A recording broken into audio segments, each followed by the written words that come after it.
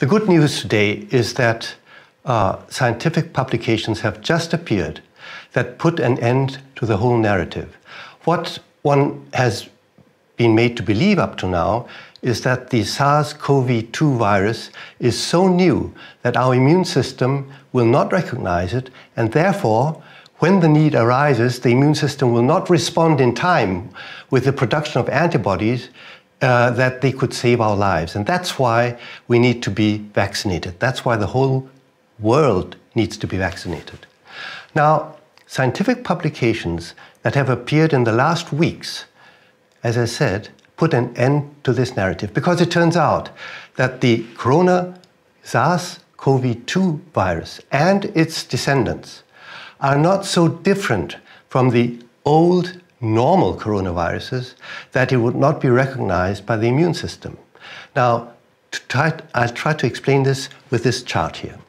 This is the immune system, and the immune system can make many components. One of them are the antibodies that the immune system will make when it meets a new opponent, a virus. Now, depending on whether the immune system recalls that it has seen this virus before or not, the response will be slow.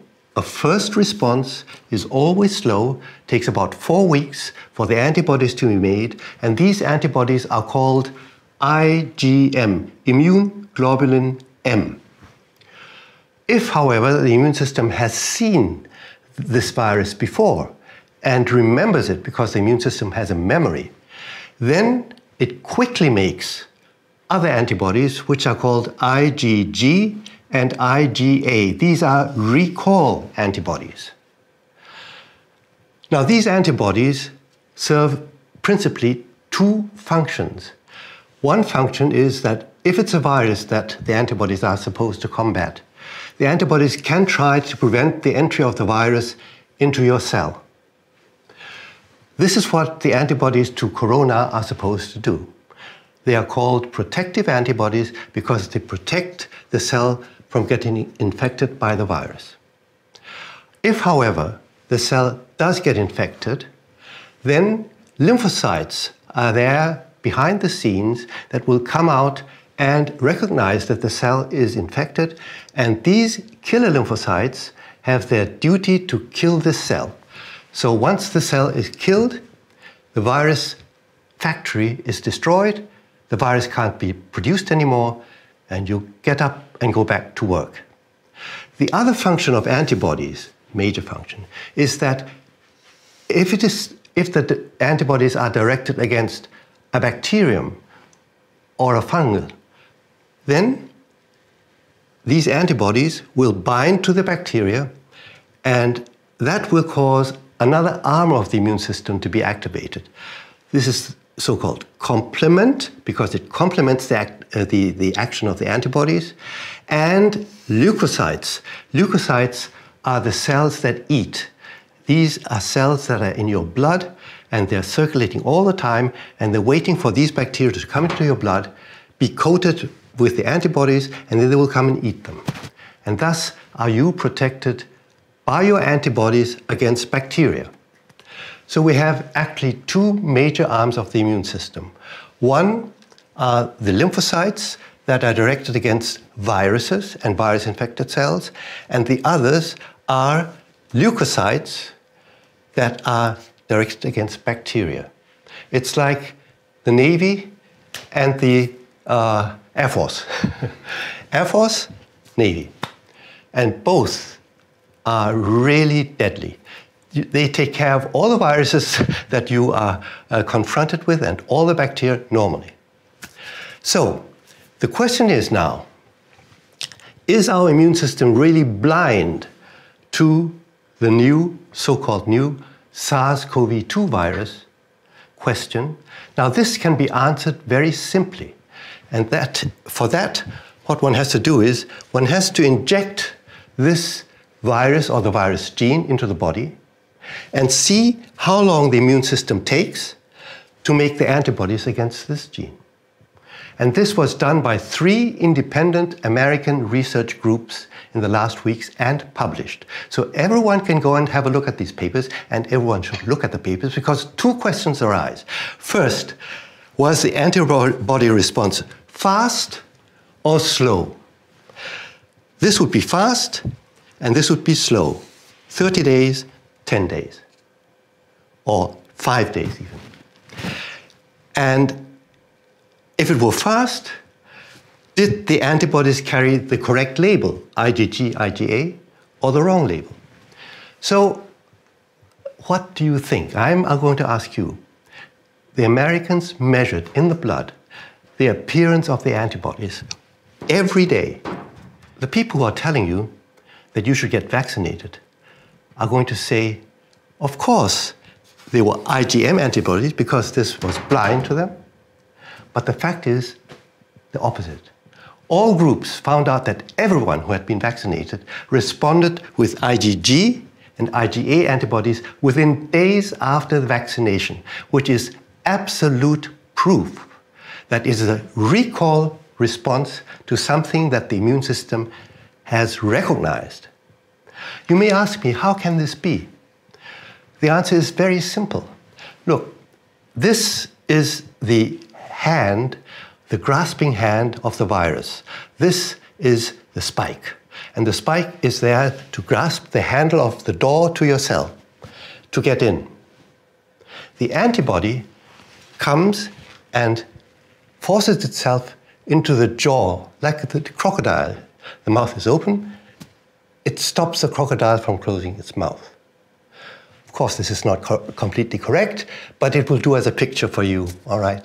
Now, this key that enters into the mouth, of course, is not a perfect fit. So you can change a finger or two, and it will still go in. And this is the difference between coronaviruses and influenza virus. Influenza are flu viruses, the real flu, all right, which has really caused pandemics because flu viruses can completely change the whole hand so that the hand looks like this suddenly, okay? And then your antibodies don't fit into that. But this is something that the coronaviruses can never do. They can't. And so they can only change the shape of the fingers. And that's not enough to fool the immune system. It's that simple. And this applies to all the variants. So forget it if someone tells you that you are not immune against the variants. The fact is, of course, that the immune system doesn't splurge. It keeps its antibodies in a locker, just like you have money on a bank. You don't go around throwing your money out of your pockets. You get the money out of the bank when you need it. And that's what happens to the immune system. And wonderfully enough, another publication coming from Denmark, another one, showed that true infections with this SARS-CoV-2 do exactly the same, meaning that everyone who has had an infection, even if he's asymptomatic, no symptoms, the virus just gets into your throat, multiplies a bit, and gets thrown out again. But even then, the immune system responds by making IgG and IgA antibodies, meaning that you have the money on the bank. This means, dear fellow citizens, that the herd immunity is already present, but kept under lock and key, like a treasure. But it can be mobilized at any time you want. And it's just, this is like a dog and his master. The dog, this is the immune system. The master, in this case, would be the virus, all right? So the moment the virus comes near to the house, gets back, the dog senses that the virus is coming, begins wagging his tail, begins barking, throwing out the antibodies to say hello to the master. So you see, this virus always first enters through the front door, goes into your throat, and it takes days to multiply. It takes days to multiply. And if it multiplies in your throat, it doesn't matter. It only kills you if it gets to your lungs. But now we know that this is enough time for you and me or anyone, because the Danes showed that over 99% of all people running around have this treasure in their trove. They have the treasure, and they could mobilize the IgG and IgA antibodies even when the virus was only in the throat. Now, isn't this a piece of wonderful news? I think it causes us to realize that we can cast the dread of this pandemic away and return to our wonderful world. Return to our friends, our beloved ones. Join hands with them and rejoice. The pandemic, as it were, is not existent as a mortally dangerous new disease. Now, the second piece of news I have for you is that this will not only cause vaccination to be unnecessary, but also says if the vaccination carries any danger whatsoever, it must be stopped. Because there is no benefit, and if it only contains danger, then it is the duty of the doctors and the authorities not to undertake vaccination. Now, let me tell you something very, very alarming. So alarming that this piece of news is just as important as the good piece of news. And this comes also from the publications that have just appeared. So we'll go back to this chart here. And I told you, they vaccinated, they found that the IgG and IgA antibodies came immediately. Then they waited for another 2 weeks or 3 weeks, and then they gave the people a second shot. What did they see? They saw that the IgG and IgA levels immediately continued to rise, which is what a booster is supposed to do. However, now listen very carefully. Look at this. This is a vessel wall. This is your blood. It is now known that the genes that are injected into your body will enter the bloodstream, and it is absolutely certain now that these genes are going to enter the cells that line the vessel wall, because these are the cells that they contact. Now, what happens when the cells that line the vessel walls begin to produce these spikes? The spikes will then be produced by the cell and protrude from the cell surface into the bloodstream. All right? Now, these cells are going to be recognized by your lymphocytes that are born or given to you by the dear Lord to kill those cells that are making the virus or the virus protein, any virus protein. So these lymphocytes are going to mount the attack on your vessel walls.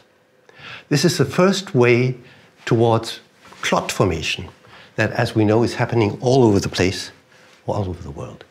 Now, at the beginning, after the first vaccination, this danger is bad and is already terrible in itself if your killer lymphocytes start trying to kill you. But at that time, during the first 7 to 10 days, there are still no antibodies. There are not yet any antibodies. However, after 3 or 4 weeks, there are masses of antibodies all over the place in your blood. And if you dare to repeat this performance and start to put those spikes out into your blood, God help you. Because now, not only the killer lymphocytes are going to attack, antibodies and complement and leukocytes are also going to attack, thinking that your cells that are producing these spikes are bacteria. And they are going to try to eat your vessel wall cells. Now, this attack of the Air Force and the Navy on a single cell target has never been seen before. There is no situation, because either you're combating a virus or you're combating a bacteria. Mixed infections that go through the body are actually virtually unknown. So we have the unique situation that has been created by the vaccination that is, in a way, extremely interesting, because no one knows what the outcome will be. However, the vision is so horrible and so awful and terrifying that I myself don't really want to know the answer, and I don't want this answer to become known. I want you to decide to not take the second shot. Not only the second shot, but any shot thereafter is going to place your life in danger. That is what I'm convinced of now, especially because of the publications that have just appeared. So I think that was the most important thing I have to say today, and I hope people will sit down, look at these papers, talk about them, and I hope that my colleagues, physicians and scientists, will do the same and get together to see whether this may have a grain of truth. Because if it does, the consequences are absolutely endless. Or the consequences are very simple. We just have to stop everything now.